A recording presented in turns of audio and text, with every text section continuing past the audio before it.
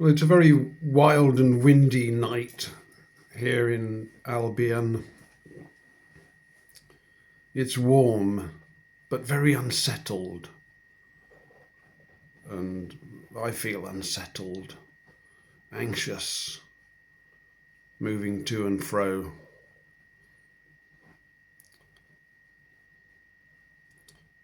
They're very tense times, in a manner of speaking. And so I'm feeling more cheerful, though, because I found an MX-5 and I'm thinking of buying it.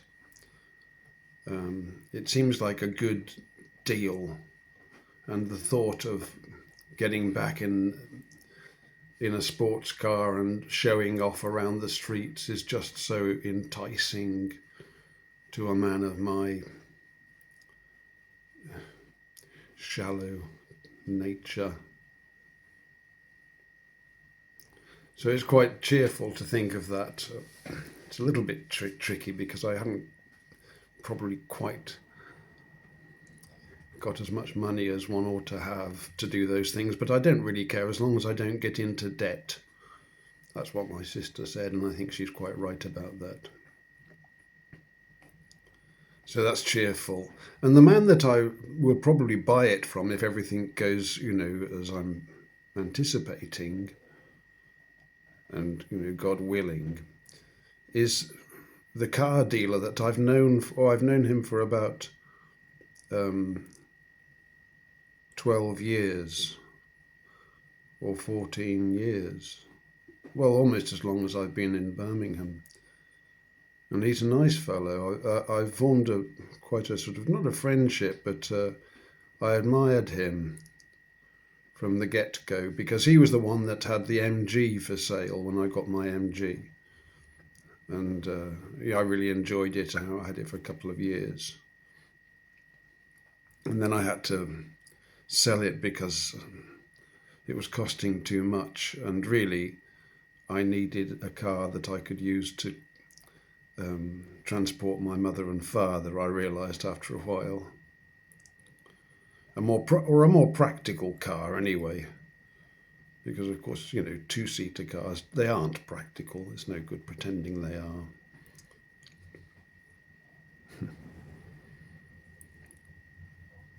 So he was the first, he's the car dealer, and I've always felt a slight affection for car dealers, because there was a common understanding that they were all crooked. A used car salesman was like the equivalent to saying a thief. And I thought that was so unfair, because they're businessmen plying an honest trade. It's just the way that sometimes people speak unthinkingly of their brothers before examining a matter. So that I didn't used to like that. So I was very pleased to find a used car salesman that I considered to be an honest man, and he's treated me honestly over the years of our acquaintance. I've paid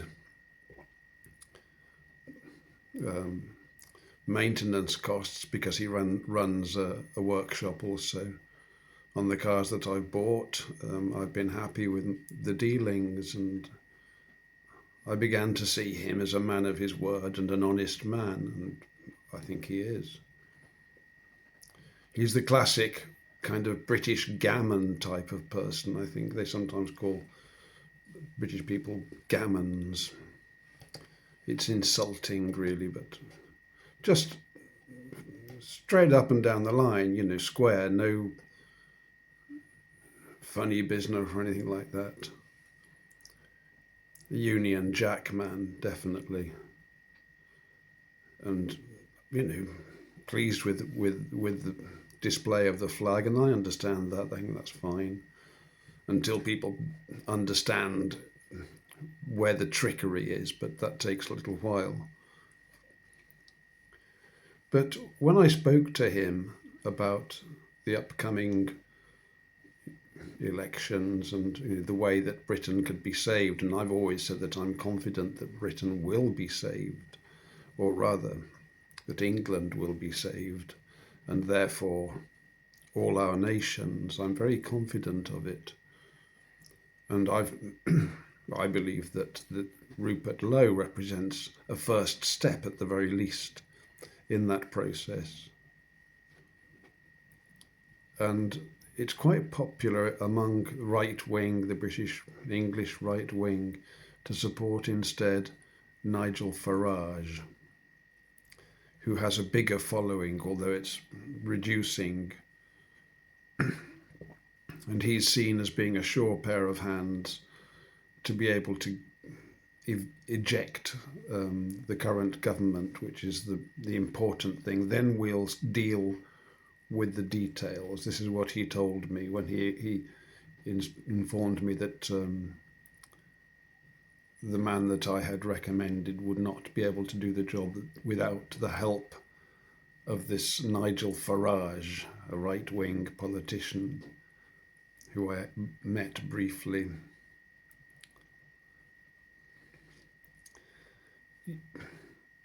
You see, Nigel Farage has perjured himself publicly, openly, and then laughed about it or dismissed it as a matter of no importance.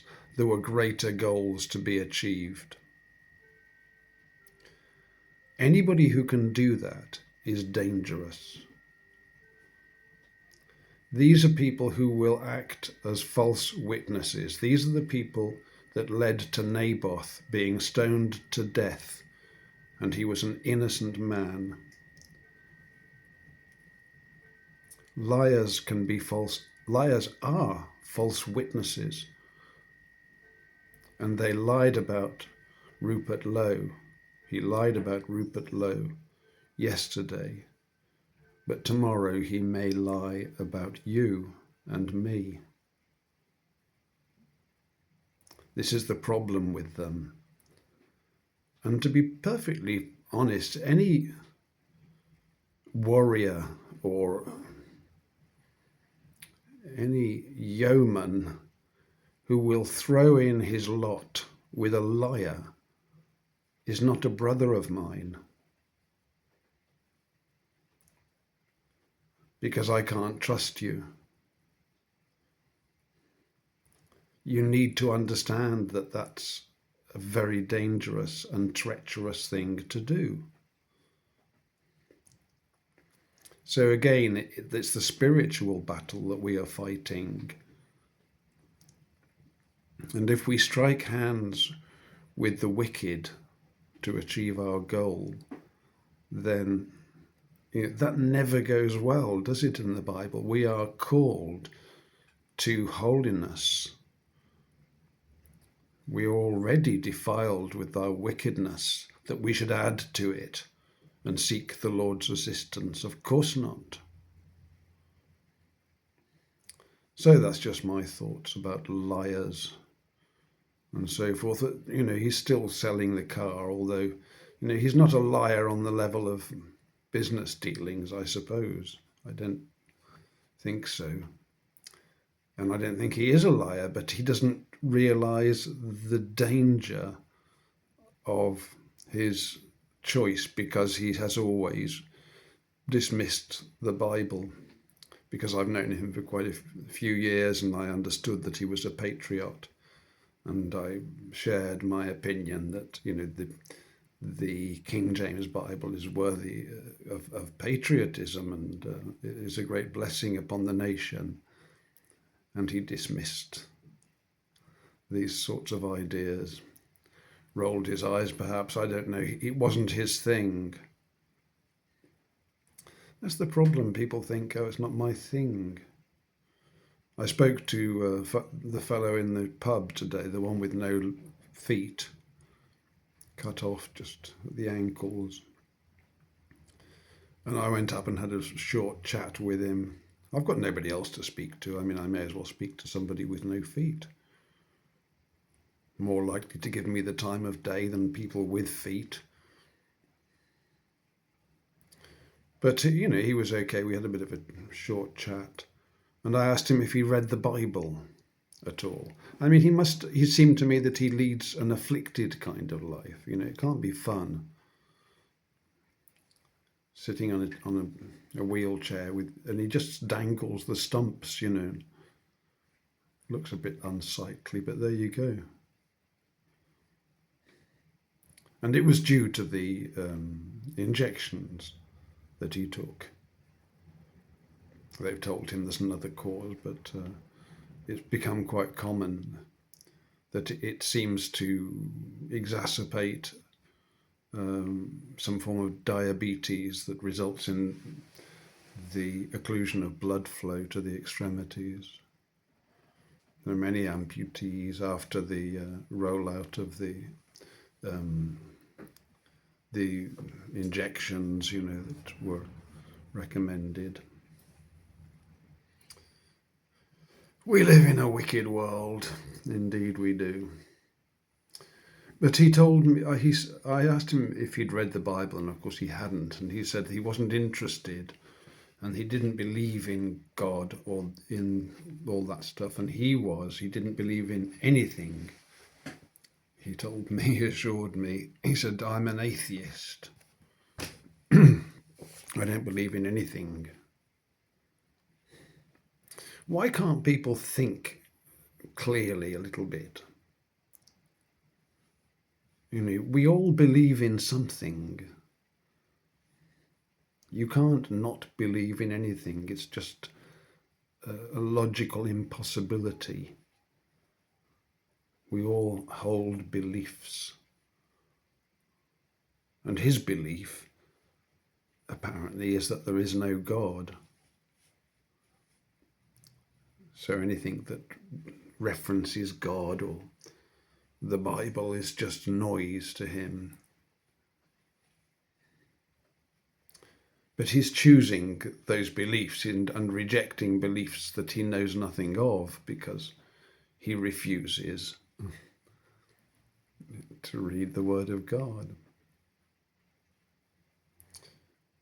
It really doesn't make much sense.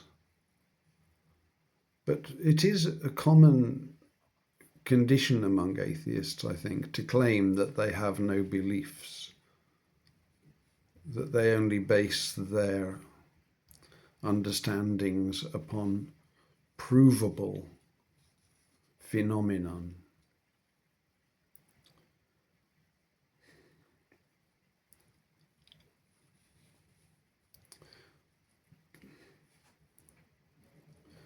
But, proving something can be done very deceptively. And as we know, the outer boundary of scientific knowledge is forever shifting and sometimes retreating.